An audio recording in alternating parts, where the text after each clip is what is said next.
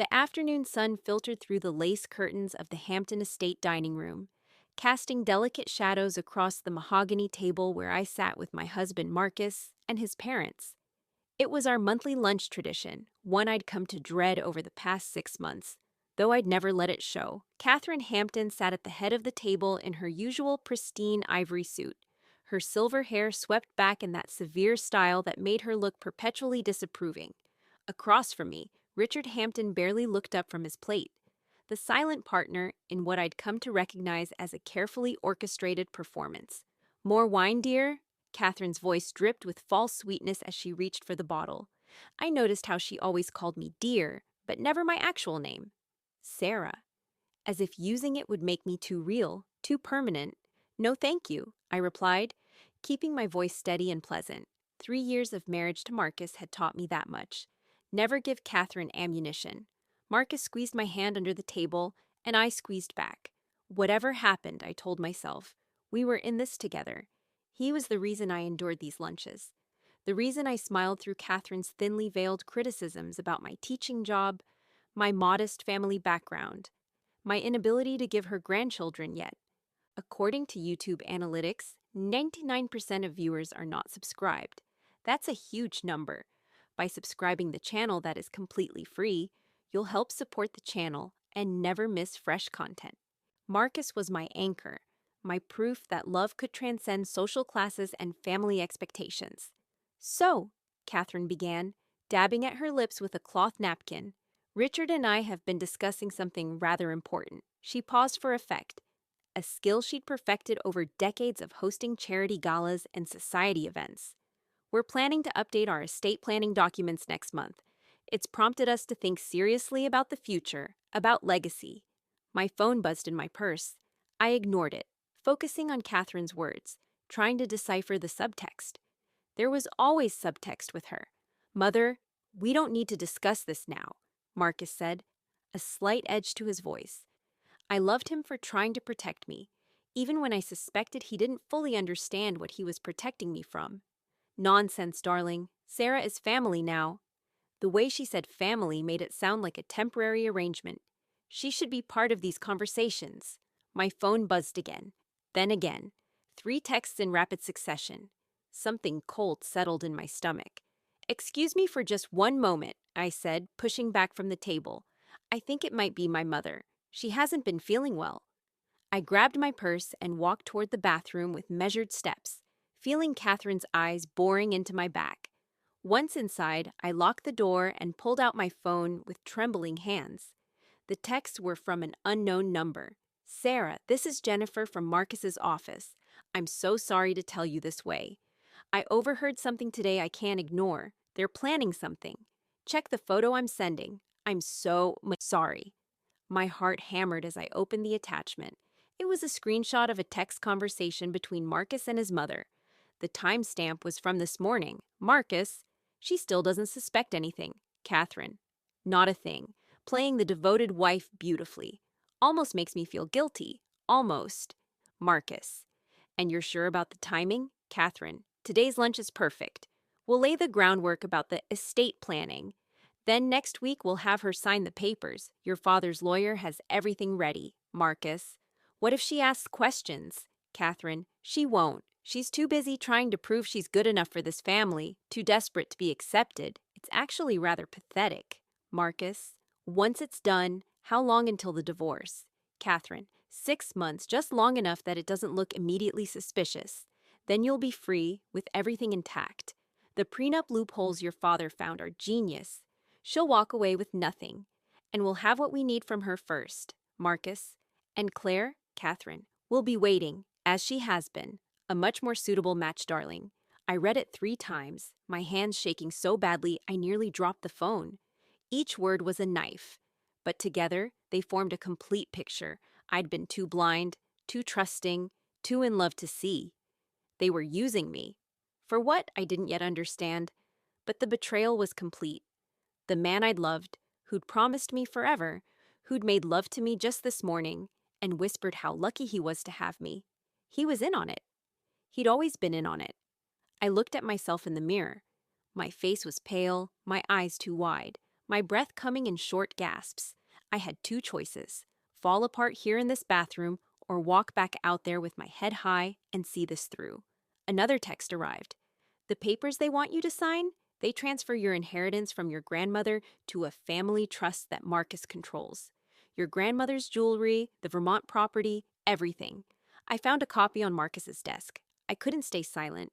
You've always been kind to me. Ah, there it was. My grandmother had passed away 6 months ago, right around when these lunches became more frequent. She'd left me everything she had. Not a fortune by Hampton standards, but substantial. Nearly $2 million in assets, including the lake house property that had been in my family for generations. I hadn't touched any of it yet, still grieving, wanting to make decisions carefully, and with Marcus's input since we were married. How convenient for them. A wife who trusted completely, who hadn't protected her inheritance, who could be manipulated into signing it away under the guise of family estate planning. I splashed cold water on my face, reapplied my lipstick with steady hands, and walked back to the dining room. 3 years of teaching middle school had taught me how to wear a mask when necessary. I could do this. Everything all right, dear? Catherine asked, her smile not reaching her eyes. Perfect, I said, sliding back into my chair. Just my mother checking in. She's fine. Marcus reached for my hand again. I let him take it, even as revulsion rolled through me. His thumb traced circles on my palm, a gesture that used to make me feel safe. Now it felt like a lie written on my skin. As I was saying, Catherine continued, we want to establish a comprehensive family trust. It's about protecting everyone, ensuring that all family assets are properly managed and preserved for future generations. It sounds wonderful, I heard myself say. The words came from somewhere outside my body, from the person I needed to be to survive this moment. What would that involve? Catherine's eyes gleamed with what I now recognized as predatory satisfaction. Oh, just some paperwork. Our attorney will handle everything. We were thinking next week, Tuesday. Tuesday works for me, I said, taking a sip of wine. My hand didn't shake. I was proud of that. The rest of the lunch passed in a surreal haze. I laughed at Richard's jokes, complimented Catherine's choice of wine, discussed lesson plans when asked about work.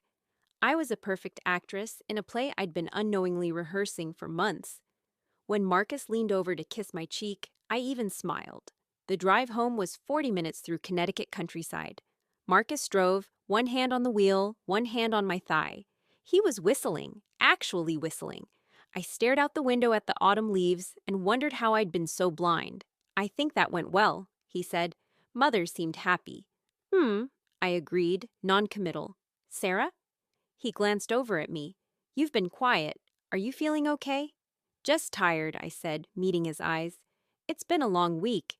He squeezed my thigh. Let's have a quiet evening then. Maybe order in, watch a movie.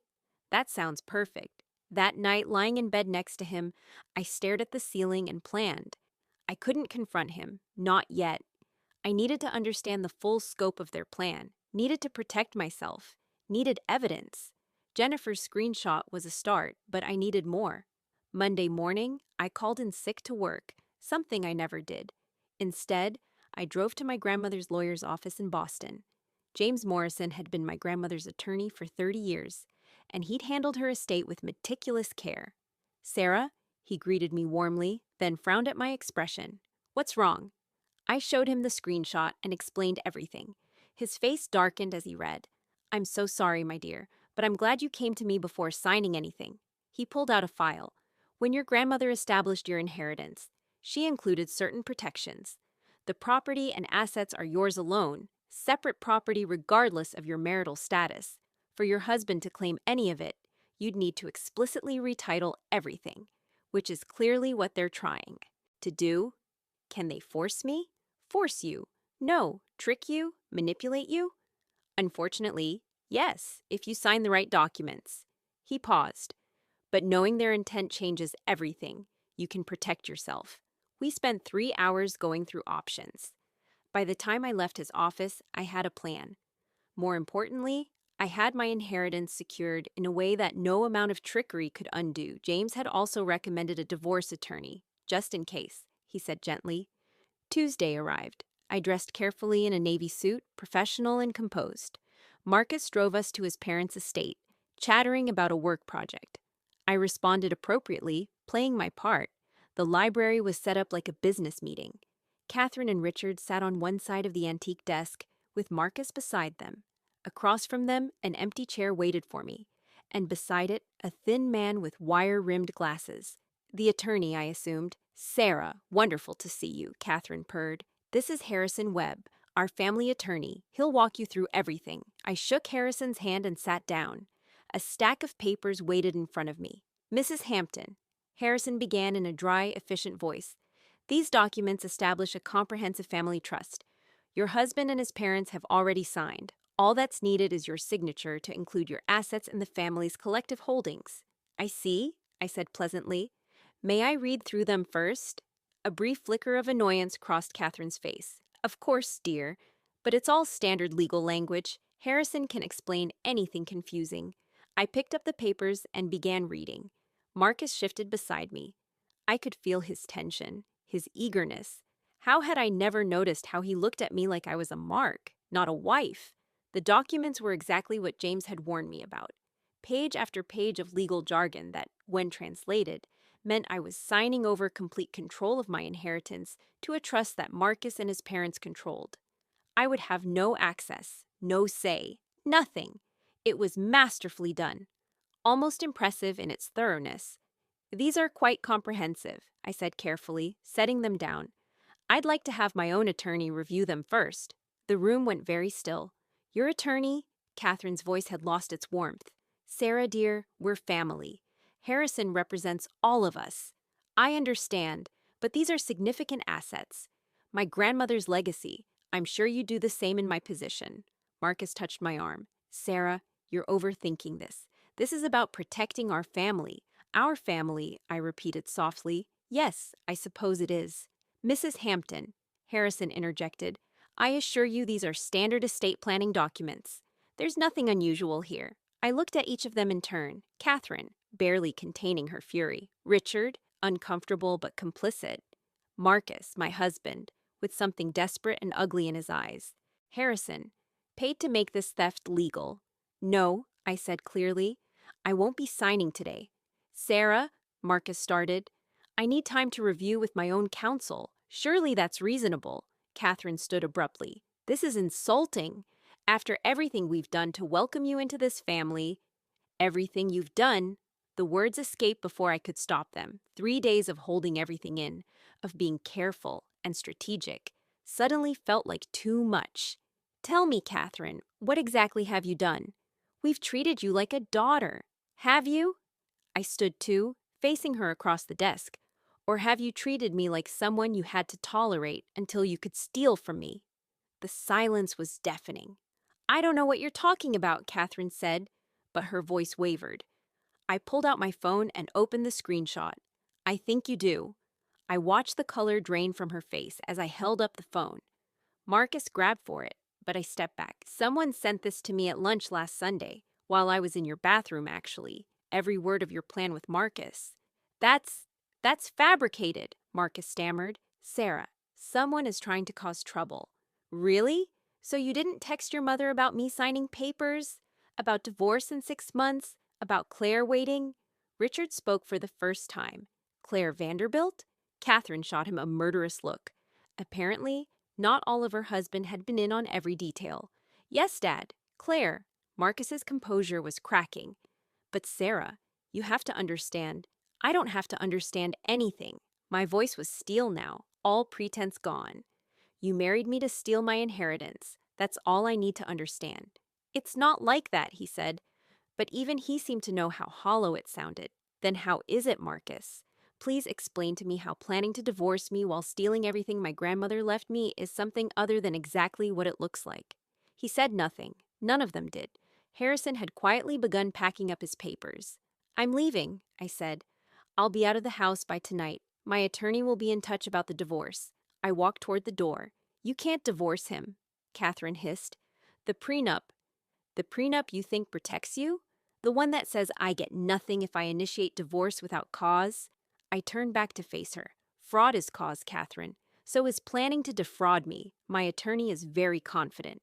I left them there, frozen in their library, their careful plan unraveling. I drove home on autopilot, adrenaline keeping me upright. Once there, I called my brother, and by evening, I was moved into a hotel with everything I cared about, which, it turned out, wasn't much from that house that had never been a home. The next 2 weeks were a blur of attorneys and paperwork. Marcus called 17 times the first day alone. I blocked his number. Catherine tried to reach me through my principal at school. I had the school's secretary inform her I was unavailable. What I didn't expect was what happened next. Jennifer, the woman who'd sent me that screenshot, turned out to be Marcus's executive assistant. She'd witnessed months of his planning with his mother and couldn't stay silent anymore. When Marcus figured out she'd warned me, he fired her, illegally, without cause, and in a rage that several witnesses documented. Jennifer sued for wrongful termination, hostile work environment, and retaliation. Her lawsuit included the screenshots as evidence, along with several other damning pieces of communication she'd copied as insurance. The local papers picked up the story. Prominent investment firm, CEO in fraud and wrongful termination scandal. The investment firm where Marcus was CEO, where he'd built his reputation on ethical financial management. Their board called an emergency meeting. Turns out, attempting to defraud your wife of her inheritance while planning your next marriage looks really bad when you're in charge of managing other people's money. Marcus was asked to resign, but karma wasn't done. Catherine had been on the board of 6 charitable organizations, chairing 3 of them. When the story broke about her involvement in the scheme, those text messages Jennifer had saved included several from Catherine to other society friends, laughing about how easy it was to manipulate the little teacher. The board started asking questions. One by one, she was asked to step down. Her carefully cultivated social position, built over decades, crumbled in weeks. The Vermont property? The developers who'd been quietly offering to buy it through intermediaries. I discovered they'd been tipped off by Richard, who'd planned to pocket the commission. When that came out in the divorce proceedings, Catherine filed for separation. Apparently, his betrayal of their plan was worse than the plan itself in her eyes. Claire Vanderbilt, the woman who'd been waiting in the wings, she issued a public statement that she'd had no knowledge of any arrangement and was appalled to learn her name had been used in such a scheme. She married a banker from Boston 3 months later. I sent her a wedding gift, a crystal vase. Why not? The divorce was finalized in March, 4 months after that fateful lunch. Marcus fought it, tried to claim I'd abandoned him, tried to invoke the prenup. But fraud has a way of voiding contracts. I walked away with my inheritance intact and, surprisingly, a settlement from the marital assets. My attorney was very good.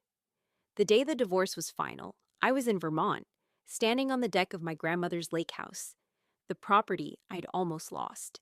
Spring was coming early, ice melting on the lake, the first brave buds appearing on the trees. My phone rang. Unknown number. I almost didn't answer, but something made me. Miss Chen? A woman's voice, tentative. This is Sarah. This is Jennifer. I hope you don't mind me calling. I got your number from your attorney. Jennifer. I sat down on the deck stairs. I never got to properly thank you. No thanks needed. I couldn't let them do that to you. You were always kind when you came to the office. You remembered my birthday, asked about my kids. She paused. Marcus never did. In 5 years. How are you doing? I heard about the lawsuit. We settled. Very favorably, actually. Turns out, threatening his assistant to keep quiet about fraud while he fired her was not his smartest move. She laughed, a little bitter. I'm actually starting at a new firm next week. Better position, better pay. His loss became my gain. That's wonderful, Jennifer. Really. There's something else, she said. Something I thought you should know. Marcus came by my house last week. Wanted to apologize, he said. He was drunk. He told me that marrying you was supposed to be a short con, 6 months max. But then he actually started to fall for you. It scared him. So when your grandmother died and his mother found out about the inheritance, he let himself be talked back into the plan. He said it was easier to betray you than to admit to his mother that he'd actually fallen for the unsuitable girl. I closed my eyes, absorbing this. It didn't change anything, but somehow it made the grief more complicated. Thank you for telling me, I said. I'm not saying it to make you feel sorry for him. I just thought you should know that what you had, at least for a while, was real for him. He was just too weak to choose it. After we hung up, I sat on those stairs for a long time, watching the sunset over the lake. My grandmother and I had spent summers here, just the two of us, learning to fish and identify birds and find peace in silence. She'd been a teacher too, had married for love only to be widowed young. She'd built a life of meaning and purpose, had told me stories of resilience. "Thank you, Grandma," I whispered to the wind, "for protecting me, even after you were gone." I thought about Marcus, drunk and regretful, about Catherine, stripped of her social armor, about Richard, separated and disgraced, about Harrison, who'd been reported to the Bar Association by James Morrison for ethics violations, about Claire, who'd moved on without a backward glance. I didn't feel triumphant, exactly. I felt something quieter, deeper, relief, freedom, the bone-deep knowledge that I'd survived something designed to destroy me. The next week, I returned to my classroom.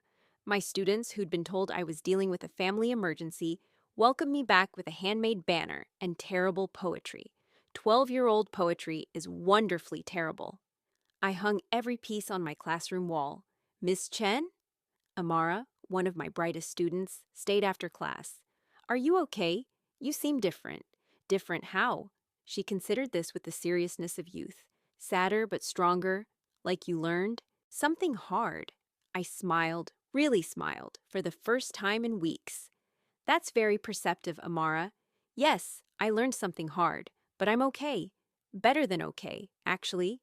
"Good," she said. "We missed you?" That summer, I opened the Vermont property as a writing retreat for teachers. Small groups, quiet weeks by the lake, space for educators to rest and create. My grandmother would have loved it. I hired Jennifer as the program coordinator. She brought organizational brilliance and a fierce protective streak toward the participants. We became genuine friends, bonded by having survived the same people's worst intentions. I dated occasionally, but I wasn't in a hurry. I learned something about myself through the dissolution of my marriage. I was complete on my own. Partnership would be a choice, a joy, not a necessity. 1 year after that lunch, I received an envelope in the mail. Inside was a clipping from the society pages. Catherine Hampton, once a fixture of Connecticut society, was profiled as a cautionary tale in an article about the changing nature of social status. The article was titled "The Fall of the Old Guard." Someone had circled her name and written in the margin, "Karma is patient." I didn't recognize the handwriting. I suspected Claire Vanderbilt, but I never knew for sure. I framed the article and hung it in my study, not as a trophy, but as a reminder. A reminder that truth has a way of surfacing, that people who build their lives on manipulation eventually find themselves standing on sand. That dignity and honesty, while they might not provide instant gratification, create a foundation that lasts. Marcus tried to reach out twice more over that first year, once through my brother, asking if we could talk, once in a letter, filled with apologies and explanations and what-ifs. I didn't respond to either. There was nothing left to say. He'd made his choices, and I'd survived them. That was enough. 2 years after the divorce, I was hiking in the mountains near the Vermont property when I quite literally ran into someone on the trail, a collision that sent us both stumbling. "I'm so sorry," we said simultaneously, then laughed. His name was Daniel. He was a photographer, documenting wildlife. We talked for 20 minutes on that trail, then exchanged numbers. 3 months later, we were dating. 6 months after that, I knew I loved him. "I need to tell you something," I said one night, curled up on my couch. "About my divorce." "You don't owe me your pain," he said gently. "I know, but I want you to understand why I'm sometimes guarded, why I need to move slowly." So I told him everything, the whole story, from that lunch to the text messages to the unraveling. He listened without interrupting, his hand steady in mine. When I finished, he was quiet for a moment. Then he said, "Thank you for trusting me with that. And for the record, his loss was the world's gain. You're remarkable." "I'm really not," I said. "I just survived." "No," he corrected gently. "You did more than survive. You transformed your pain into something beautiful. That retreat, the teachers you help, the way you show up for your students even after someone tried to break you, that's not just survival. That's triumph." I'd never thought of it that way. But maybe he was right. We married 3 years later, in a small ceremony at the lake house. Just family and close friends, Jennifer and her kids, my students from my years of teaching. No society pages, no pretense, no performance.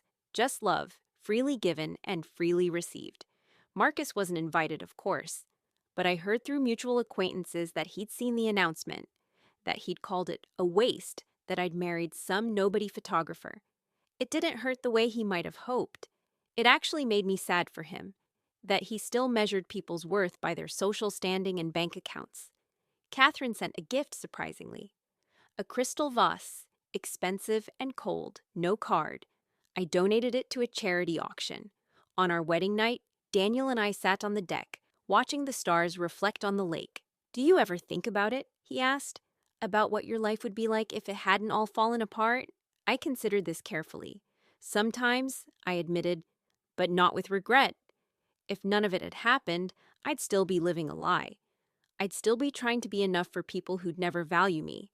I'd still be married to a man who saw me as a transaction. I turned to face him. I wouldn't have the retreat. I wouldn't have learned what I'm actually made of. I wouldn't have you.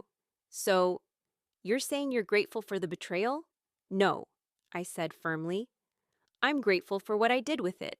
There's a difference. They gave me pain. I transformed it into purpose. They tried to take my inheritance. Instead, they gave me a gift. They freed me. He kissed me then, soft and sweet. And I thought about karma, not as revenge or punishment, but as truth's eventual victory. The Hamptons had built their plan on lies and manipulation, and those foundations had crumbled under their own weight. I'd built my life on honesty and resilience, and those foundations held. 5 years after that devastating lunch, I sat in my classroom on the last day of school, reading notes from my graduating 8th graders. Amara, the girl who'd welcomed me back after my divorce, had written, "Thank you for teaching me that strength isn't about never falling down. It's about standing back up with grace. You showed me that every single day," I cried, reading that. Good tears. That evening, Jennifer called. "Have you seen the news?" "What news?" "Marcus's firm is filing for bankruptcy." Apparently, some of his ethical financial management wasn't so ethical. The SEC is investigating. It's all over the financial pages. I felt a twist of something. Not satisfaction exactly. Sadness, maybe, that he'd continued down that path. That some people never learn. "How do you feel about it?" Jennifer asked. "Removed," I said honestly. "It's not my life anymore. Not my problem. Not my concern."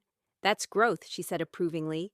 That night, Daniel found me in the study, staring at that framed newspaper clipping about Catherine's fall. "Thinking about taking it down?" he asked.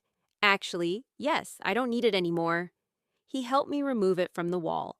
We put it in a box in the attic, along with other artifacts from that chapter of my life, things I didn't need to display but wasn't ready to throw away. In its place, I hung a photo from our wedding. Me and Daniel, laughing on the dock. The lake behind us, joy unfiltered and real. "Much better," Daniel said, wrapping his arms around me from behind. I agreed. The truth about karma, I'd learned, isn't that it's some cosmic force exacting revenge. It's simpler and more profound than that. People who build their lives on manipulation and lies eventually find that those tools turn on them. Lies need more lies to sustain them. Manipulation requires constant vigilance and eventually exhausts even the manipulator. Meanwhile, people who choose honesty, who respond to pain with dignity, who transform betrayal into purpose, they build something that lasts, not because they're rewarded by some divine intervention, but because truth is its own foundation. The Hamptons had tried to steal my inheritance, my security, my trust. In the end, they'd stolen nothing that mattered. The money was mine, yes, but more importantly, I'd kept my integrity. My capacity for trust had been damaged but not destroyed. My ability to love had been tested but not broken. They'd lost far more. Their reputations, their relationships, their carefully constructed facades. Marcus had lost his career, his wife, his self-respect. Catherine had lost her social position, her marriage, her sense of control. They'd gambled everything on a cruel plan, and they'd lost. I'd gambled on truth, on resilience, on the belief that dignity mattered more than revenge, and I'd won something they could never understand: peace. 10 years after that lunch, I received an email. Marcus. The subject line read, "Apology, long overdue." I stared at it for a long time before opening it. The email was long, rambling, clearly written over many drafts. He was in therapy, he said. He'd lost everything and had been forced to confront who he'd become. He understood that I owed him nothing, least of all forgiveness. He wasn't asking for reconciliation or even a response. He just wanted me to know that he was sorry, truly, deeply sorry, that he'd been a coward, that I'd deserved so much better. I read it twice, then closed my laptop.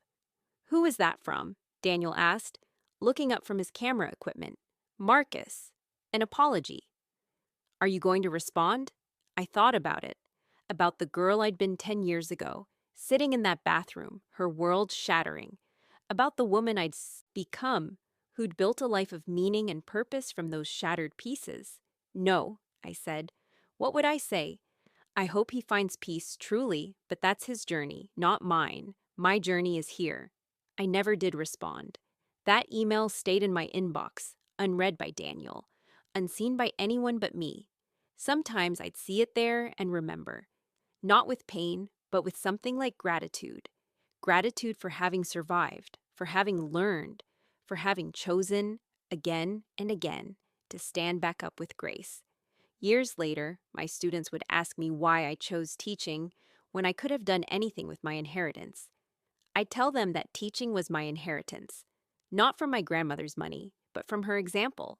She taught me that the richest life is one of purpose, of helping others, of showing up even when it's hard, especially when it's hard. That lunch, those text messages, that terrible day when my marriage revealed itself as a lie, they were the worst moments of my life. But they were also the crucible that showed me what I was made of. Not perfect, not invulnerable, but resilient. Honest, strong enough to choose dignity over revenge, truth over convenience, growth over bitterness.